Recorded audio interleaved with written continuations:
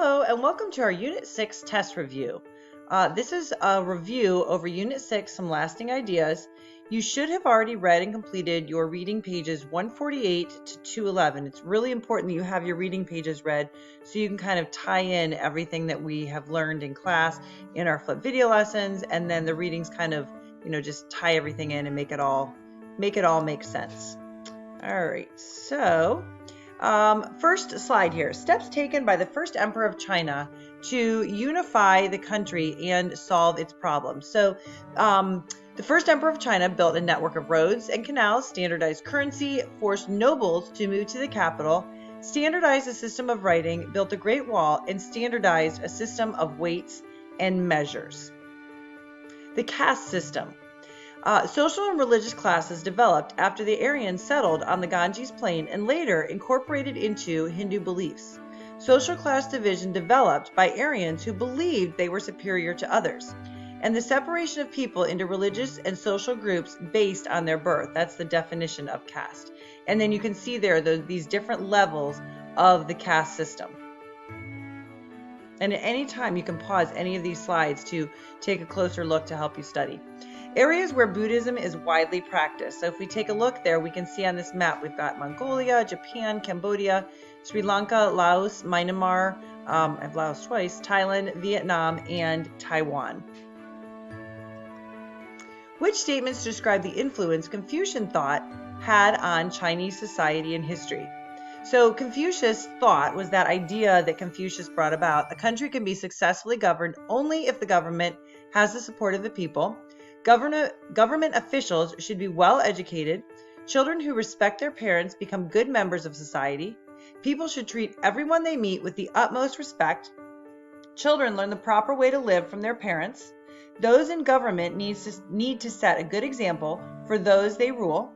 Family is where people learn respect, cooperation, and good habits.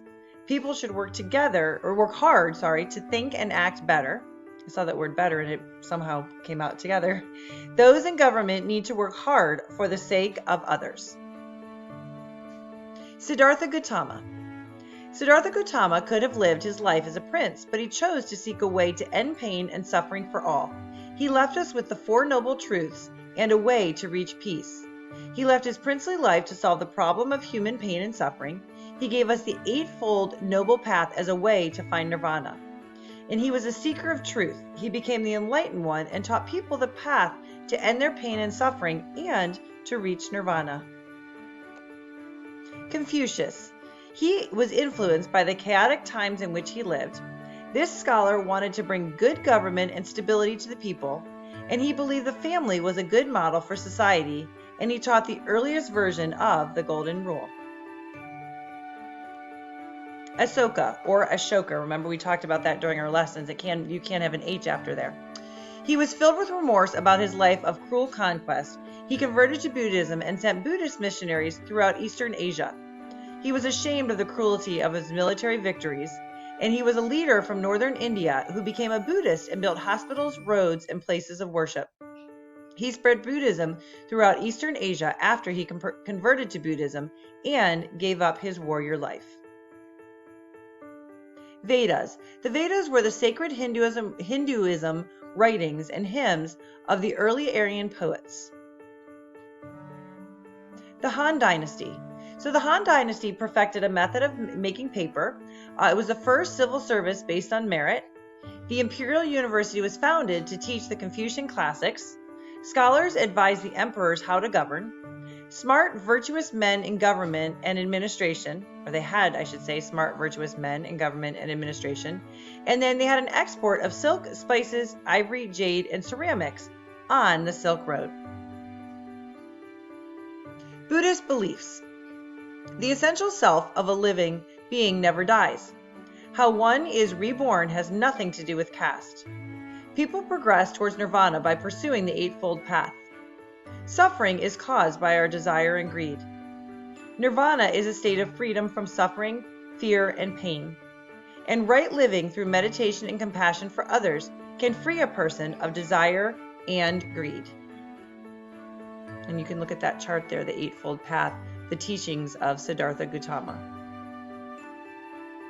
And then here we come to the comparing religions and philosophies. This is posted in the OMS as a separate video in your review section. Please make sure that you do have Confucianism, Hinduism, and Buddhism completed before you take your assessment. And again, here are the slides. This is in your review lesson, so this is a bit of review for you, but at any point, if you need to pause this video and fill in your chart, you may do so. And then we'll get to these 3 other religions in our next unit. So before you complete your test, make sure that you have read pages 148 to 211 in your Human Odyssey reading book. You should have done that throughout this unit. Make sure you've completed all flip videos and student guide pages. Make sure you've completed all the assessments in Unit 6, so please make sure you're not taking this assessment if you have anything missing in Unit 6.